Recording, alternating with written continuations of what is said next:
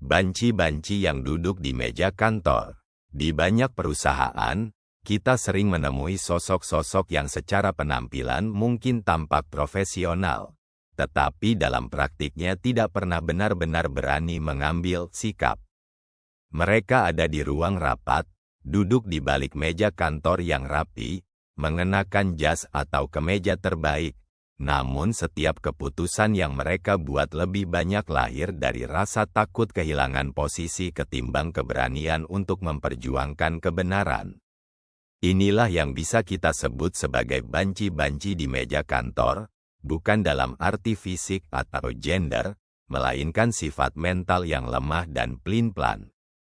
Fenomena ini biasanya terlihat dari cara mereka menghindari risiko, mengelak dari tanggung jawab, dan hanya mengamini suara yang lebih dominan. Mereka takut menentang arus meski tahu arah arus itu salah. Mereka lebih suka aman secara personal daripada berkontribusi nyata pada keberhasilan tim. Bahkan ketika ada masalah besar, mereka memilih diam atau bersembunyi di balik prosedur, seolah keselamatan pribadinya lebih penting daripada kepentingan perusahaan. Dalam politik kantor, tipe seperti ini sering menjadi pelumas bagi kepentingan pihak tertentu. Mereka rela menjadi pembawa pesan atau penghias meja demi tetap dianggap bagian dari lingkaran dalam. Namun, ketika badai datang, mereka adalah orang pertama yang akan menghindar dan membiarkan orang lain menerima pukulan. Loyalitas mereka hanya ada selama tidak mengancam kenyamanan pribadi. Sayangnya, banyak organisasi yang tidak sadar bahwa terlalu banyak banci di meja kantor membuat perusahaan kehilangan nyali untuk maju.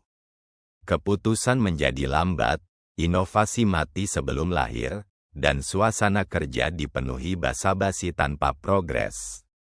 Perusahaan yang sehat membutuhkan orang-orang yang berani mengambil posisi, bahkan jika itu berarti berhadapan dengan mayoritas.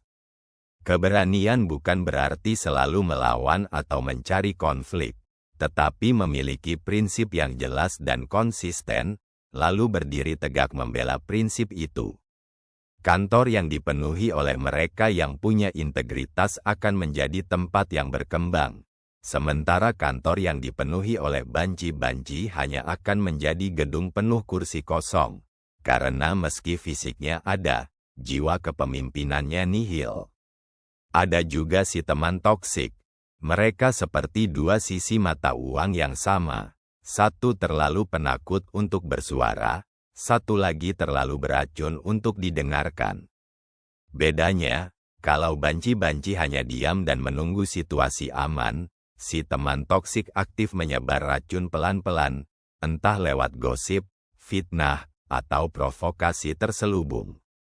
Teman toksik di kantor pandai sekali bermain peran. Di depanmu mereka terlihat ramah, bahkan mendukung. Tapi di belakang, mereka bisa memelintir perkataanmu, memanfaatkan kelemahanmu, lalu menjadikannya amunisi untuk menjatuhkanmu. Mereka sering berpura-pura care hanya untuk memancing informasi yang nanti dipakai melawanmu di rapat atau ke atasan. Ironisnya, banci-banci dan teman toksik ini sering saling melengkapi.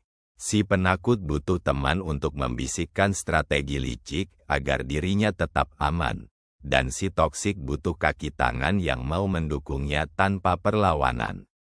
Hasilnya, lingkungan kerja yang tidak sehat, di mana kepercayaan antar rekan luntur, kolaborasi hanya jadi formalitas, dan semua orang sibuk saling mengamankan punggung.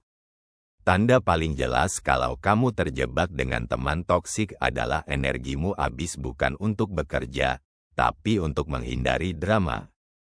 Target kerja mungkin terpenuhi, tapi hubungan tim hancur. Lebih parah lagi, kalau mereka berhasil memengaruhi manajemen, suasana kantor bisa berubah jadi ajang kompetisi licik, bukan kolaborasi sehat. Cara satu-satunya untuk bertahan adalah tegas menetapkan batas. Jangan memberi mereka akses ke hal-hal personal yang bisa dipelintir. Jangan mudah terpancing komentar atau gosip mereka. Dan kalau memungkinkan, lawan mereka dengan transparansi, karena racun hanya bekerja di tempat yang gelap, sementara keterbukaan adalah cahaya yang mematikannya. Banyak orang lupa, dalam politik kantor, ancaman bukan hanya dari orang yang berkuasa, tapi juga dari mereka yang terlihat seperti teman tapi diam-diam mengikis fondasi kepercayaan. Dan jika dibiarkan, banci-banci di meja kantor dan teman toksik akan membuat perusahaan berjalan di tempat, atau malah mundur.